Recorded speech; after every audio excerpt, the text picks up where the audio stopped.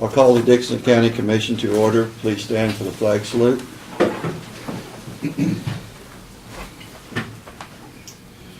I pledge allegiance to the flag of the United States of America and to the republic for which it stands, one nation, under God, indivisible, with liberty and justice for all.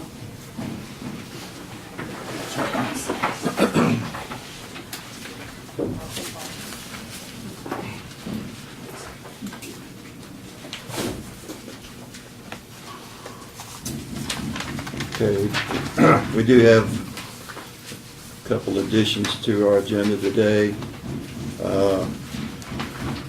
Review and certify voting delegate and alternate to the K-Camp meeting at the KC conference, and also review and consider approval of the amended K-Camp bylaws and interlocking agreement.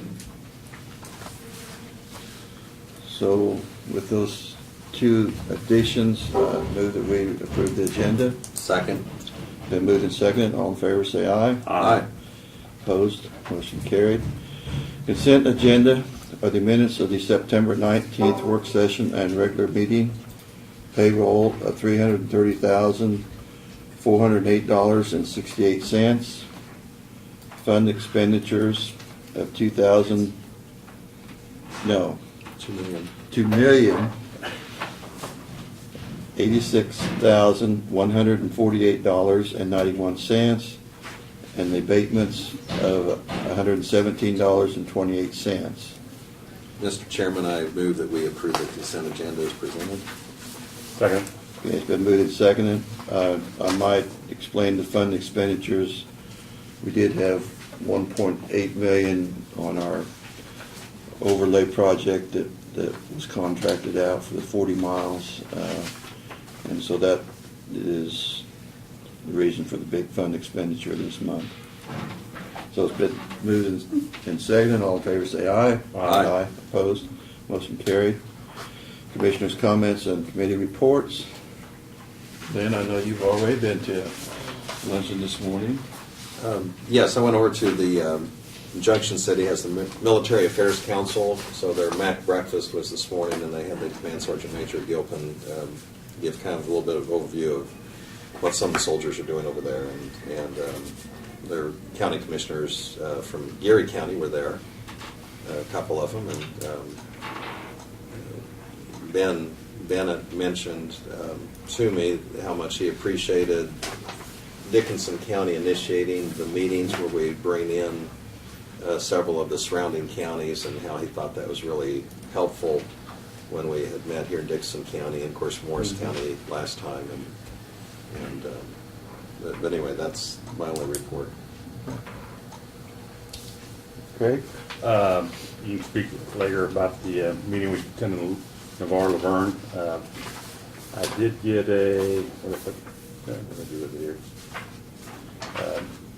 email from Randall Richardson from Woodbine, or no, I should say Woodbine. I purchased a home in Lyon Township in reference to the Harrington Hospital.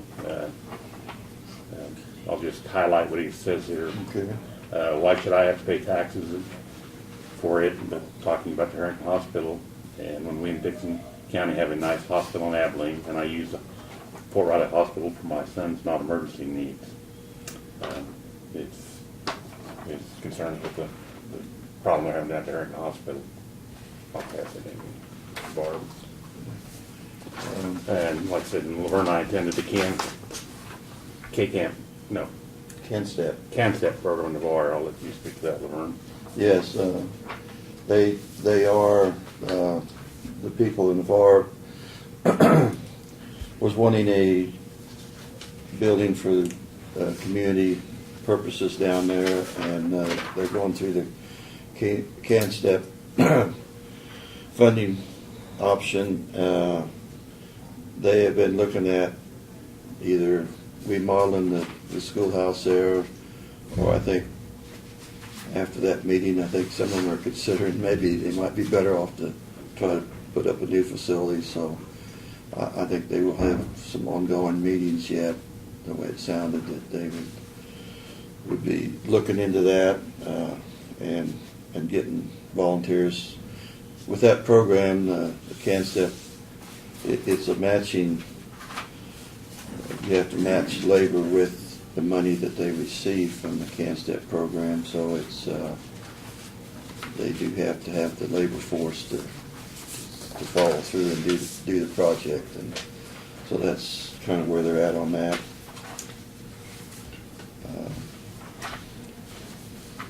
Yeah, I don't know. I think the Harrington Hospital issue, I seen the other day, or heard the other day, there could be possibly some cuts in critical assets hospital, which I think Harrington is under that category. I believe they're considered Seventy-two, critical access yeah. hospital. And there might be some federal funding cuts on that, which is not gonna help them very much if there are some cuts in that. There was a KTVH up to 12 I seen on the news last week one day when they did a story on Harrington Hospital too.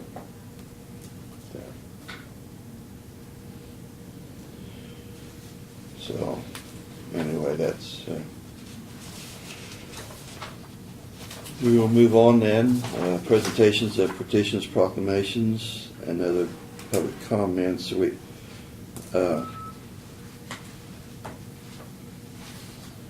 had scheduled 11:15, so we probably ought to stay with that schedule. So, Brad, maybe you can fill us in until then. Sure. The sheriff had reported had 3 extraditions of the Ange recently, 1 to Missouri, 1 to Texas, and 1 to Florida.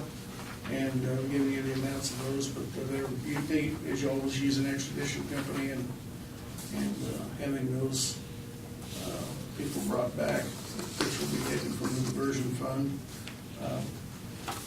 I did have a conversation with Bruce Wright this week, and some changes in his health situation. He's chosen to, with our willingness to stay on as county appraiser, which I was very pleased to hear. And so I just want to let you know that. That takes care of one of our staff issues that we mentioned earlier. You don't want to have good staff. And Will we need to do any official acceptance of that withdrawal, or had we officially accepted I don't know these that we had resignations? officially accepted. That's just anything, because administrative. He gave us, a Yeah, I don't know that we, long-term heads up, and nothing has been officially done, so. Okay. I'm just very glad to be able to tell you that he's decided to withdraw his resignation intentions. A lot of experience there, so that's a Yeah. good thing that his health is well, improved. that was a big concern on our part, is try to find a qualified person to replace him. Absolutely. So it was not going to be easy. No, it wasn't, so. The road and bridge personnel, just kind of a little update, they are continuing to work on the drive entrances and intersections on Jeep and Mink Road. Where we overlaid, we've had numerous calls, and justifiably so, but we are getting down those. I think they were finishing up Jeep yesterday, and smoothing those out. Along that same lines, our striping contractor will be here next Tuesday to finish putting the yellow and white stripes and lines on those roads that were paved that hadn't been done the first time around. And so that should pretty much complete those, so. The work is finishing up on the lagoons at the Detroit sewer project. They've got the majority of the lagoons, the sites seeded. They're getting riprap put in and working on the drive entrances. And of course, when that's all done, the fencing contractor will come in, get that put in, and we'll be able to complete that project and get it closed out. We did receive notification from KDOT this week that our Safety Edge grant application that we had put in for 1400 Avenue from east to west was not chosen as a viable project. So that doesn't come as a shock to us. We knew it was a long shot to start with, but we've received some long shots before, so sometimes it's worth it. But we'll hold that on the back burner. We'll put it in for next year. And not to confuse that one with the Safety Edge project that has been approved on 040. Right. From Solomon to Chapman, so, and that one is scheduled, I believe I said the end. And that one is totally approved. Yes. The whole yeah, way. Yeah, so. But it's That was scheduled to 1,400. start construction in April, if I recollect properly, so. Of next year, so. All right. K-43 project, I can tell you what I've been told on that. We are getting numerous calls on that. We stopped out and looked at it yesterday, and when I say we, I'm talking about the county engineer, Martin, and I. And the bridge, the culvert's done, it looks like the approaches need to be finished and the guard fence put on. I would guess maybe they're a couple of weeks away from being done. I know I told you a couple of weeks ago, but they're progressing well. It's just a matter of how fast the contractor elects to get it finished at this point. They're well within their time frame of completing the project, so I would guess here within the next couple of weeks they'll be able to get Old 40 opened up again. We are getting numerous calls on it, and I know that it's an inconvenience, but hopefully it'll be open sooner than later. So let's see. I should have kind of jumping around here, but I also wanted to report that we've had 2 of our employees within the appraiser's office that recently attended their week-long what's called the IAAO2 certification course. That's the second of several series of courses that the state puts on for appraisal personnel. This particular one has to do with commercial appraisals, and Seth Nonmaker and Megan Wildman both passed the courses and are now certified in that category. I can tell you we've over the years, we've sent people to the IAAO 1 and 2. Not everybody passes those courses, so it's not just something you attend to get a certification. You have to be tested and meet the minimum requirements. So we're very pleased to have Seth and Megan back and have that certification. So you had talked a little bit about the Harrington Hospital a few minutes ago, and I'll just touch on that briefly. I got 2 calls yesterday from citizens asking, they'd been contacted by people with petitions, and they had been informed that if the Harrington Hospital for some reason did not survive, that the EMS services would be cut off in Harrington. And that is absolutely not true. EMS is obviously completely separate and county funded and operated, and I assured both of those parties of that. I also sent a message to Mike Ryan, the CEO at Harrington, and informed him that that's what's coming back to us, so that I'm sure he doesn't want that false information out there either, and he responded and said he appreciated that. So I just, certainly it may have some effect on where we take people, but we'll adjust to that as the time comes. So but I just want to make comment on that. So it looks like it's time to do your hearings. Yeah. Okay. At this time, I'll call a public hearing for conditional use permit DK 1352 located at 569 2700 Avenue at Abilene. So, Dustin, was you going to give us just a quick brief on that? I'll give you a quick rundown on that one. The DK 1352 was for Chase Farms to create a mechanic shop on their property. They wanted to operate it commercially and to allow residents in Dickinson County and other locations to bring vehicles in to have them worked on by a certified mechanic. The closest ones would be Salina Junction, Manhattan, so it provides a pretty close area for people to go to. In terms of the zoning office, we visited drainage issues that they had previously planned on and handled. The planning commission voted to unanimously voted to recommend approval based on the information that the Chase has provided, and they had overwhelming support from the local community for it. So the planning commission saw a good desire for it. Does anybody else want to make a comment? Cody? I don't have much to comment on it, but we did quite a bit for the planning commission. Dustin pretty well filled you in on everything. The only big concerns I had maybe was, there is a couple county bridges that the weights have been lowered down on the last couple years ago on, in between the residents for the farm and 2700 Avenue. Just might be something to look at someday, whether we need to do something with them. We do have a plan that if there's some heavy loads or something that does need to come in there, we can come off of Solomon Road. That, and if there's anything we can do to help with any dust control or anything, we'd be more glad. I know some of the neighbors asked a few questions about that, and we told them that, you know, right now we're not planning on over about 3 to 5 more vehicles a day. And any given day, it's hard to judge that. We're not quite a bit with different things. So. But have a lot of support from in the community and local businesses. Sure anxious for us to get up and get going and give us a try. So just asking for your guys' support.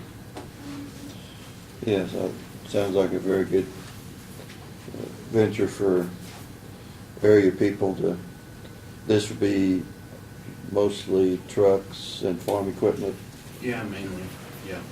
There's a deal in there for some part sales and that stuff, but mainly truck and agriculture. Yes, that's the mainly truck, but we'll probably brought into some agricultural one too. So. Okay. So this is recommended to be accepted by the Planning Commission, so I move that we approve the conditional use permit DK 1352 located at 569 2700 Avenue. Close your public hearing first. Oh, yeah. That's right. We need to do the There's other one. one comment I want Yeah. to do before you close, just kind of for clarity. On the Planning Commission, they did put the conditions here, which I think is just more of a housekeeping thing. Yeah. So I'll just read what they have here. It's all relevant state and federal regulations will be followed, and that's just kind of a standard thing. And then the second one was drainage will be observed and if needed, altered by the zoning administrator and county engineer. If issues are discovered, recommendations for improvement will be made following a drainage study to be paid for by the applicant. And then the other thing that was mentioned is just to abide by all local bridge weight standards. And of course, that probably falls the responsibility of those that are bringing their equipment or trucks in. So, and you know, aside from that, I mean, this certainly is, you know, I think it's a good, positive thing. It's actually you might say, economic development in that there's possible job creation and people can get their services done locally in Dickinson County. And so it's going to be helpful to them. And I know Janelle had mentioned earlier that she's going to look into if there are any programs through the state or commerce incentive-wise that, you know, would be applicable here on future growth. So, you know, good luck and congratulations. I think this is a very positive thing for the county. You want to, should we go back into session? I just closed it and Yeah, then turn around just and close push it. it. Okay. Right, yeah. Session did get a If there's no second. other comments. It didn't get a second, I don't think. Yeah. I'd like second. Yeah, just need to close the hearing is all. and then Okay. do the- I move that we close the hearing so we can approve this. Conditional use permit, Yes. Need to vote on that. 1352. You're back in. Okay, back in general session. I move that we approve the conditional use permit DK 1352 located at 569 2700 Avenue. Second. It's been moved and seconded. And that'll be with the conditions that With, they with, recommended. with these recommended conditions. Okay, all in favor say aye. Aye. Opposed? Motion carried.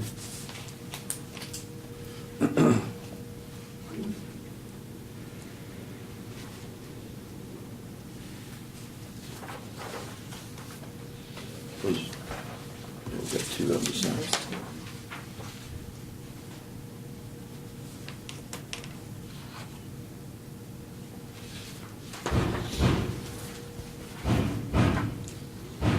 We have a little construction going on here at the courthouse, so bear with us.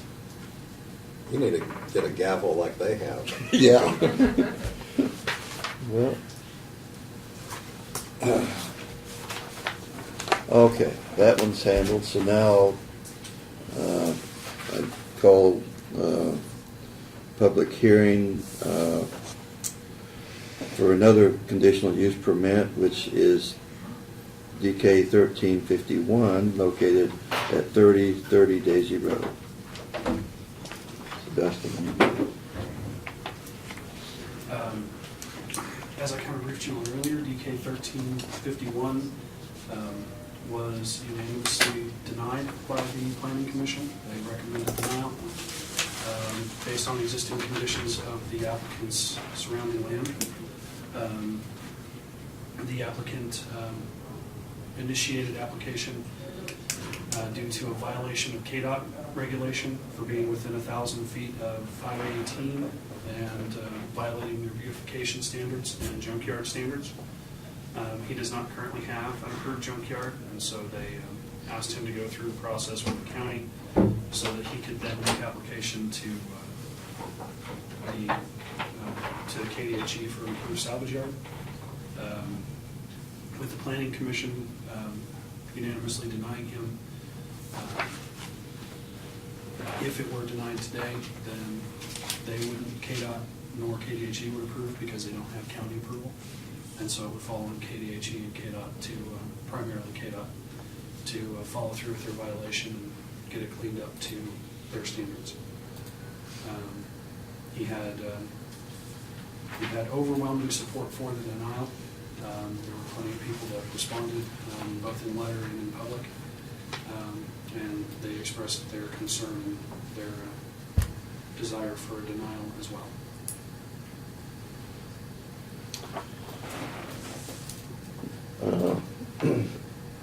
We had discussed this a little in work session, and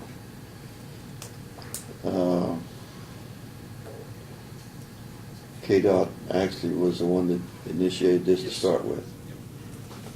So it really didn't get initiated from us, but. Nope, this was a KDOT violation. Do we have anybody that wants to speak on this conditional use report?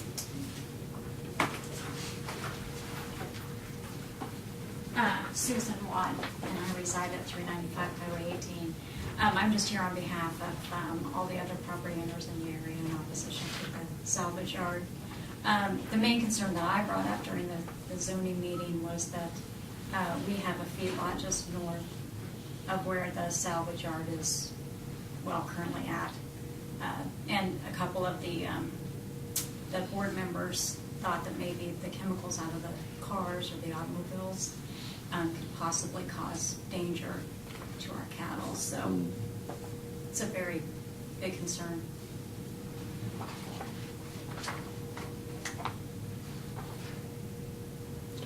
Thank you. Yeah, sorry, they couldn't be here at Yeah. the farm. Yeah, and Yeah. Plan wait. Sure. Mr. Chairman, I think we're fortunate that we have the Planning Commission, they're able to filter through on what some of the issues are and the fact that there was so much opposition and the recommendation that it be denied. I'm comfortable following their recommendation, so I'd make that motion. We have to get back. Oh, Yeah. as soon as we get back to regular session. Are there any other comments? Let me ask Dustin this question. I know for the audience here, what is the process after, if we do deny this? The process would be that I notify KDOT of non-county approval, that we have denied the approval, and then from there, KDOT takes over. Since it's their jurisdiction, and since the property's within 1,000 feet of Highway 18, and they're the ones who initiated the violation, they'll take over. I'm not sure the time frame that they'll give him. When you say take over, what's that mean? That means I know what you told us. but- that means that they're going to be in charge of the cleanup. Okay. They'll handle the cleanup. It essentially won't be a county matter in terms of cleanup, and KDOT will take that over. And then it'll fall to my office afterwards to kind of make sure that it stays that way. If any violations come up, then I notify KDOT from there, since it was a KDOT initiated violation. Right. And these vehicles are inoperable that are there. He has From what you can several, he has 15 that are registered, insured, and operable, and upwards of 40 or more that are not. Okay. So, Thank you. Okay. Any more discussion before we, well, I move we close the hearing on this one and be back into executive session. I mean, not regular session, I mean. So,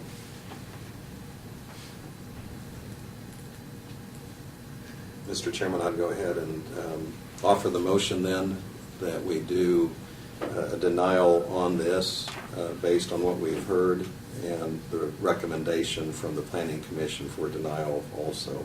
Second. it's been moved and seconded. All in favor, say aye. Aye. Opposed? Motion carried.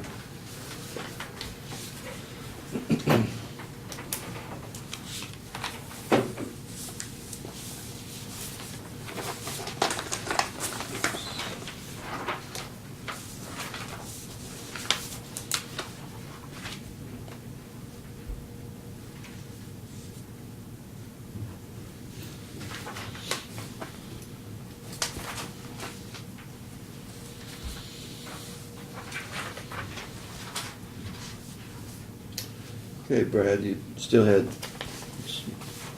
some more items. Yeah, just a couple brief things.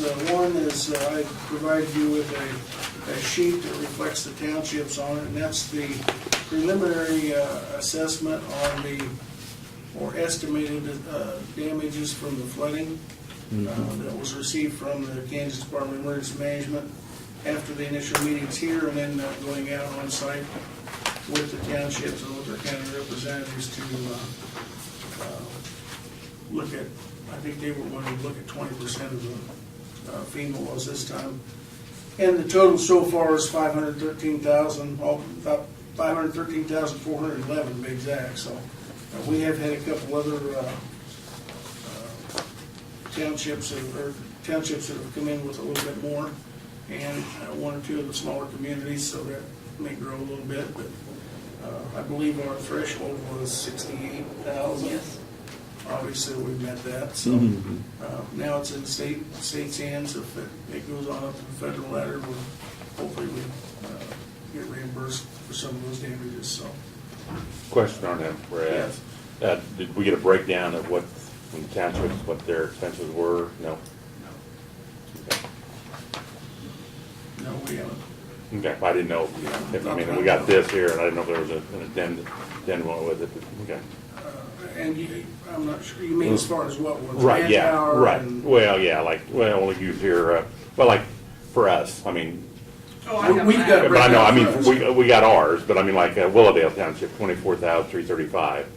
I mean, okay, that's, Well, there's, I'm absolutely certain that exists. We don't have it right, right that's, now. yeah. there's some things that I mean, I'm just, haven't got fixed yet, too. yeah, well, I mean, I'm looking at my township here, and how did we come up with 187,000, and the rest, and the highest one is 45,000. That was certainly a question that came to I mean, our mind that's- immediately too, and I don't know the exact answer to Okay. that, but I will tell you that Noble's good at documenting things. Yeah, well, And I also know with Chapman Creek that there may have been some other areas that Yeah. caused some Yeah. heavier damage, so. But I'm sure that KDM has the itemized breakout on yeah, that. okay, And they're the ones that met directly with the townships. We facilitated the meeting, yeah. and so we really didn't get involved in their individual expenses, so. But that certainly is it kind of jumps out at you on the page, and I'm happy to see that Noble was able to get that much approved, so. Yeah. Oh, this was approved then, this wasn't, Well, this is their preliminary Okay, damage okay. assessment, so. okay, I didn't know that's what they turned in, or this was what was approved, okay. No, this is what KDM Okay. has preliminarily approved, and of course it has to go Yeah, through right, FEMA too. but, okay, What we've seen in the past, usually once it goes through the scrutiny of Okay. KDM, then Oh, it's okay. approved from there on out, so. I should have asked that question first. But would they Is- pay the full amount or percentage of the amount, or? Well, this is the percentage of what they would pay, this amount is. And it's based on only the damage. Now, hypothetically, if they had a bridge that was partially washed out, and they knew that, or from years of deterioration, it's kind of like a depreciated Yeah. value. They're not gonna pay you to replace the full value of that bridge, but if a third of it was, the damage was caused by the flooding, then they're gonna pay you for that third, and that's all, so. It'd only take one bridge to amount to It quite a doesn't bit of take money. much to come up with that, money like that. And I'm sure the majority of these amounts on these townships are simply rock and gravel work that was washed off because of the high water going over the road, so backfilling on some culverts and things of that nature, so. The other issue I think you discussed last week possibly when I was out about an unclaimed body bill. Yeah. Just to kind of bring you up to speed a little bit on that, I don't have the finished answers, but I do have a meeting set up with mortuary tomorrow on that. And we're gonna, between Doug and I, we're gonna be working with the funeral homes to try and establish some procedures. Right. And a bill, a basic bill for that. Since I got a hold of it Monday, on that particular bill, I've been able to determine that particular deceased does have real estate and a home in the county, so it's not as though that person is indigent to my knowledge, so. Mhm. And Dr. Shern, who is the acting coroner right now until we appoint one, until you appoint one, possibly as soon as next week, would like some guidance, and so we'll be working with him to come up with some procedures. This is something that came about, I think, in the legislature in 2011, where they took that burden off of SRS and the state and was gracious enough to hand it down to the counties. And so far, this is the first one we've ever had to deal with, so we'll get things spelled out, I guess.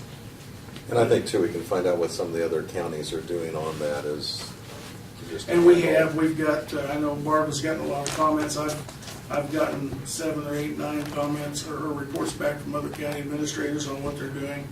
Most of them are the same. There's a base rate that the counties will pay, and they have agreements with the funeral homes. And once the person is declared to be indigent and or an unclaimed body, and it's processed that way, and we just have the expense. So fortunately, we don't have a lot of them. So, but it's another one of those little hidden costs that the state budget looks a little better because they passed the expenses on down to the county budget. So, not that happens much, of course. But, Yeah, but where they have assets, you would think those assets could be used for that burial, in my opinion. yeah, there's a couple options, and I don't know that Doug wants to touch on those or not, but as far as what could be done. Well, and I think the thing we need to look carefully at this is if there's certain precedents that all of a sudden become, does this become the norm? And it's going to really make a difference how some situations are handled, down the road. So, we're fortunate that we have time to kind of figure out how to get it right and what's going to be fair and equitable and provide the service that we've been, you might say, like you say, unfunded So graciously and given, from the state. So I think that's all I've got this morning. Okay. Doug, did you have anything to report to us today? No, I do not, and I'll work with Brad on those things that he just mentioned. Yeah. Well, we need some kind of policy that so everybody's on the same page, I think. I agree.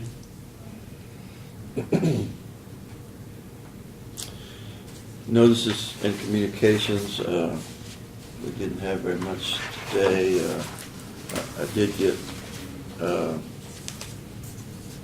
thank you letter from a 4-H'er, Hannah Snowball. Thank you so much for sponsoring the premium cash award at the Tri-County Fair. We appreciate your support. And that is some money that we give to the fair that they use for premiums at the fair. And also this was an invitation, administrative office and District Court would like to welcome everyone to our fall potluck Friday, November the 1st, from 11 to 2 o'clock in the basement of the courthouse. So put that on our agendas. And this letter was from Kansas Housing. And Brad, I'll give this to you. I don't know if there's anything that we need to follow up on that. It's more information than anything, but if we want to make any comments, it does have place where we could make a comment, but I guess I'm not too aware of that program and just what all that involves. And then just a newsletter.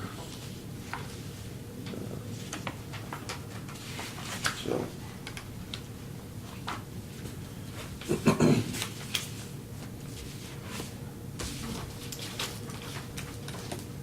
Introduction and consideration of resolutions. Because we have none today. Unfinished business. I don't think we have any unfinished business, so we move on to other business. And today we have a representative here to go over our audit report. So we worked with Pat in the work session on our audit, and it was more detailed this year because of all the federal grant money that we've received from our Detroit Sewer project and other projects that we've been doing. So it was a lot more detailed audit, and I guess you can explain all that.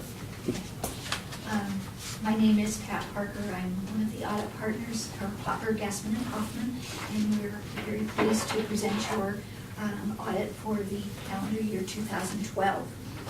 I would like to read our opinion on the financial statement. In our opinion, the financial statement referred to above presents fairly in all material respects the aggregate cash and unencumbered cash balance of the county as of December 31, 2012, and the aggregate receipts and expenditures for the year then ended in accordance with the financial reporting provisions of the Kansas Municipal Audit and Accounting Guide described in Note A. I will not go through Note A in detail. It is rather lengthy as to what the regulatory basis of accounting is in the state of Kansas, which has various budget laws and is basically a cash basis of accounting. In addition to that, there is also another opinion concerning some of the federal grant provisions that are in this audit, and I would like to read that. In our opinion, the 2012 supplementary information and the schedule of expenditures of federal awards are fairly stated in all material respects in relation to the 2012 basic financial statement as a whole on the basis of accounting described in Note A. So we have an unmodified opinion on both the financial statement, the supplementary information, and the schedule of expenditures of federal awards. Just to briefly talk about those federal awards, your expenditure of federal awards for 2012 totaled $551,300. When you spend $500,000 or more, you are required to not only be audited by generally accepted auditing standards, but also by government auditing standards as well. And then your federal awards are required to be audited against the compliance requirements of Circular A-133 that comes down from the Comptroller General of the United States. So you triggered that award this year. Right, just barely. Just barely. You got too much done on your Detroit sewer project Yes. in 2012. As you know, you will be a single audit in 2013 as well as you complete that Detroit sewer project. We go way over. And at this point, with discussion with Janelle, we're not sure what 14 will bring.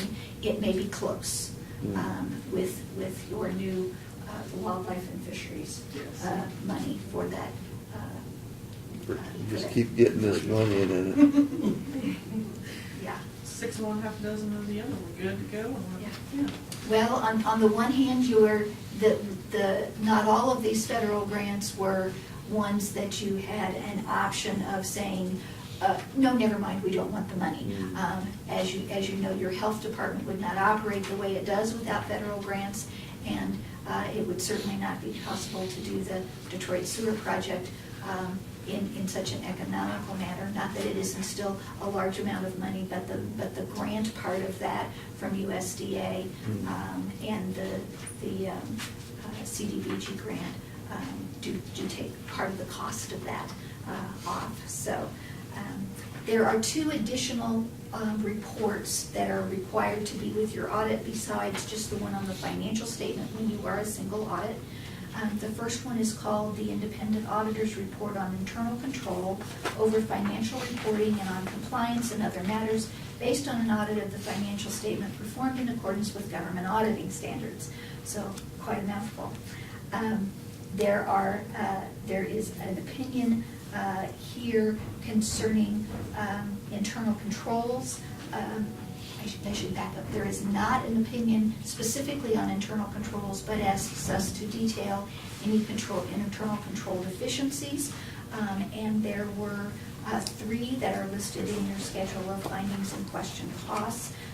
They were all internal control matters that we have given recommendations on, and staff has given us responses as to how they would like to address and correct those. There were also a few compliance issues that had to do mainly with state statutes, and those are detailed there, and staff is addressing those recommendations as well.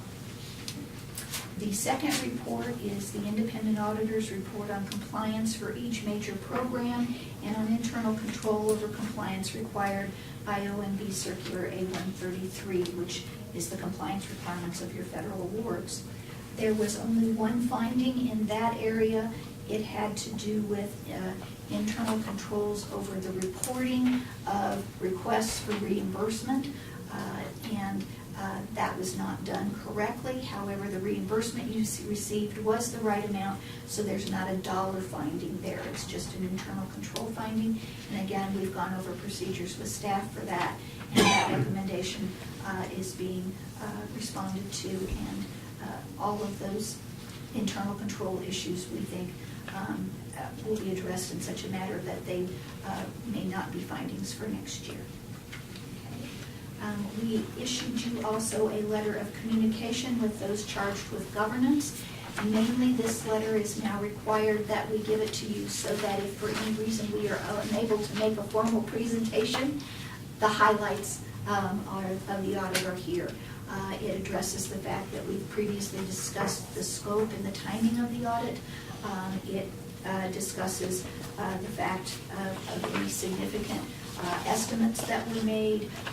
It addresses the one adjusting entry that was made for an encumbrance, and it addresses the fact that management, meaning staff, and the commission has signed a letter for us saying that everything that you've represented to us for the audit has been true and factual. There is also a mentioned here that we gave you one other letter with some management comments, and the main topic in that was some EMS issues which we discussed earlier about timing of reimbursements.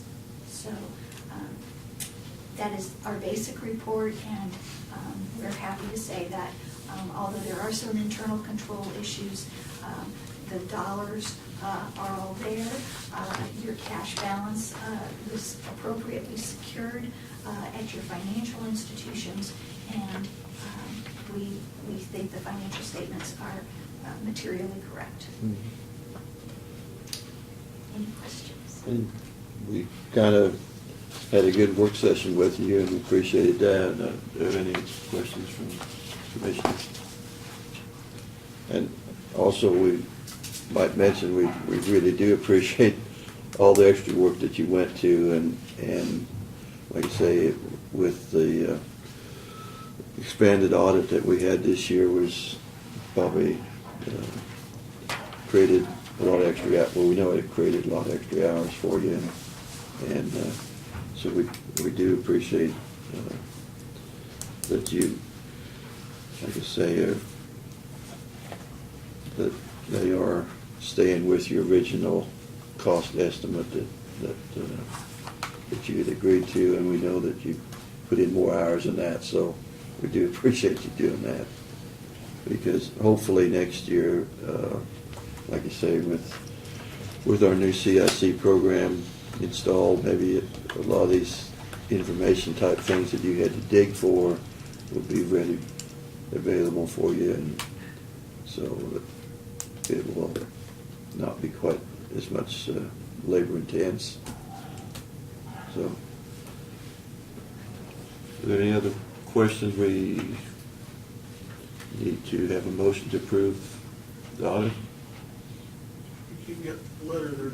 Yeah, it's these here. Yep, just for you to sign, Laverne, and then Hartwell to sign as well.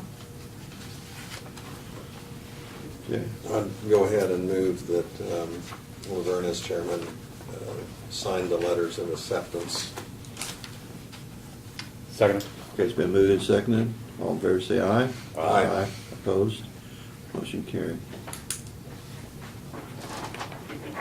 We will file the audit with, after Janelle has looked over it, with the federal government, and we'll also provide her a copy to send to the state of Kansas, to the municipal audit division, and then you will be in compliance, and you can close 2012 from the financial aspect as well, and continue on with 13. So we appreciate very much getting to work with you again, and your staff is most cooperative and helpful in getting us what we need. And this year was a challenge with the software conversion, and we would love to be able to spend a little less time with you next year in preparing your 13 audit.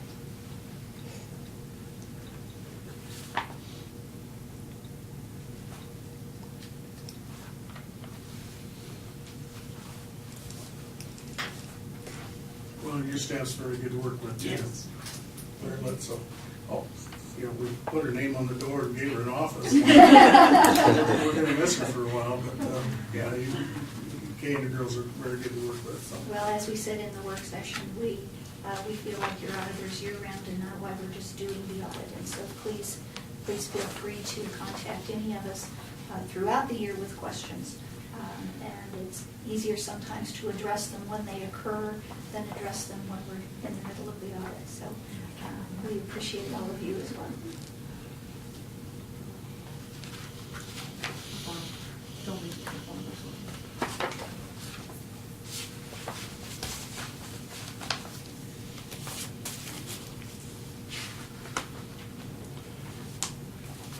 I started signing on the wrong line, but I corrected it, so see if that We'll was. keep that copy. Well, I did it on both of them. Yeah, I did. Never mind. Yeah. Just put an arrow, that's fine. Well, anyway, As long as your signature is on there, then Okay. we appreciate that.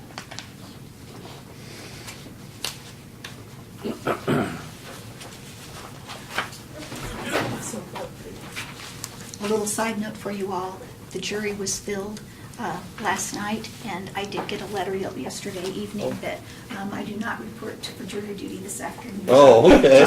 Just FYI, Riley County got right on the bug and filled that jury for that. Oh.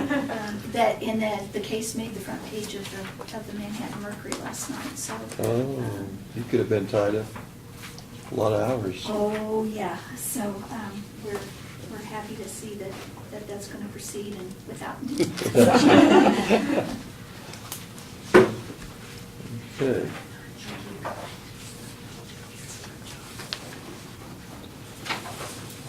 Got this contract here. Yes, we have another agenda item here. Get back to my page. Thank you. Our other agenda item is to review and consider a contract with the Central Kansas Mental Health Center. And since you're our representative, why don't you just briefly Okay. briefly Okay. explain what we're signing there? And Dickinson County is just one of the counties that are participating, but on our part here, it's just that we are agreeing that they will continue to provide the mental health services for the residents of Dickinson County. When I say they, I'm referring to Central Kansas Mental Health Center. Their main offices and headquarters are in Salina, but they also come over here to Dickinson County for visits. They do offer support services for individuals in our county and youth, and have emergency mental health services as well as educational prevention programs. But the long and short of it is this contract that we're entering them, the amount is $67,903, and this will provide the support of the mental health program in Dickinson County with a payment of 55% on January 15th, 2014, and that's $37,347. And then 5% on March 15th, which is $3,395. 35% on May 15th, $23,766, and 5% on September 15th, 2014.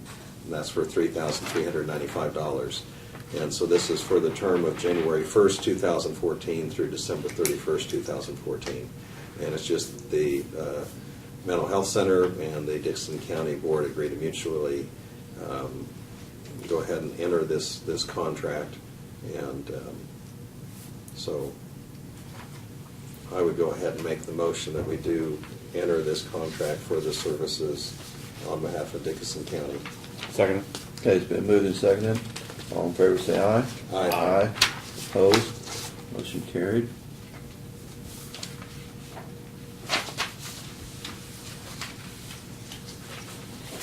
I might mention Lynn does sit on that board for us and represents us on that board. And as Craig and I sit on other boards besides the county. And there's 3 board members from Dickinson County.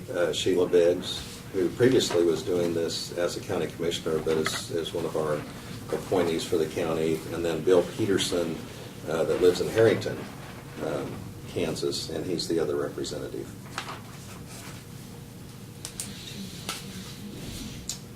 Okay. I had it here at the bottom, I meant to bring it up. Okay. If there are any other commissioners going to be attending the IPAWS meeting at Kansas City on Monday, Integrated Public Awareness and Warning System. And Probably not me. you want Brad or anybody? Okay. I'll plan on. Okay. Also, should have mentioned our reservations for our annual conference, KEC conference in Wichita. It looks like they've scheduled in, there used to be a pre-conference meeting. It looks like that's just part of the conference now, so you might look on that schedule. We do have to be down there then by noon, I think. 12:30, I think. 12:30 likes to start. Yeah, so that is one of the changes. That was kind of an optional that first afternoon, but then it looks like that's going to be just part of it this year. We do have the 2 additional items that we added to our agenda, and that is to review and certify voting delegate and alternate for the KCAP meeting at our KAC conference. I think all 3 of us are planning on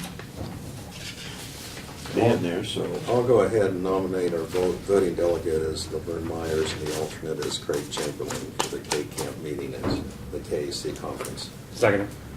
Okay, it's been moved and seconded. All in favor say aye. Aye. Opposed? Motion carried. And I think we just need the one signature on that, and I'll type in the information at the top, just on the top page, I think. And not that I wasn't interested, I just thought you were, you I two did have great jobs. I have so. attended that before, and like I say, they do a great job for us, and like I say, I think that's another area where counties work together to achieve a lot better.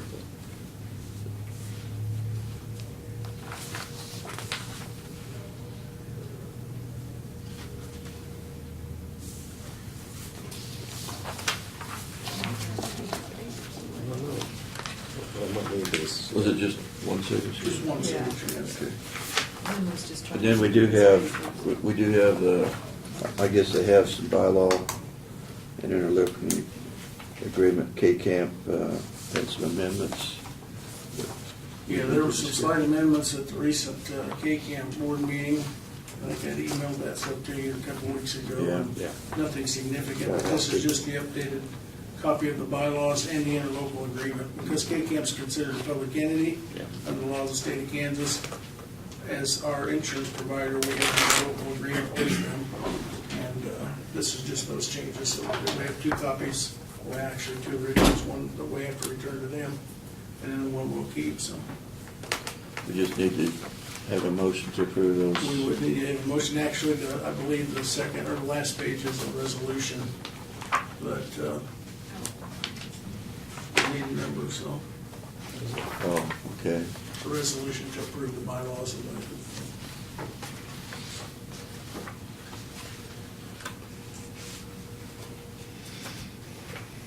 We need, The resolution would be 092613. I'd move that we enter this agreement on K-Camp on the bylaw changes, but also including adopting resolution 092613. Second. okay, been moved and seconded. All in favor, say aye. Aye. Aye. Opposed? Motion carried.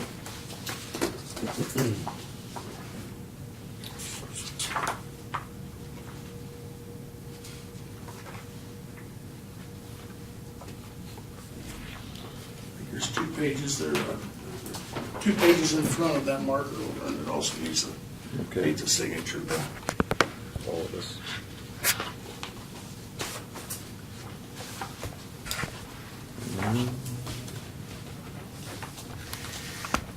That's all we have, isn't it?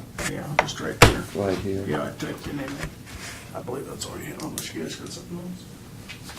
I'll go ahead and make the motion that the meeting be adjourned. Second. Been moved and seconded. We adjourn. All in favor, say aye. Aye. Aye. Motion carried. Okay, so we got this one and then.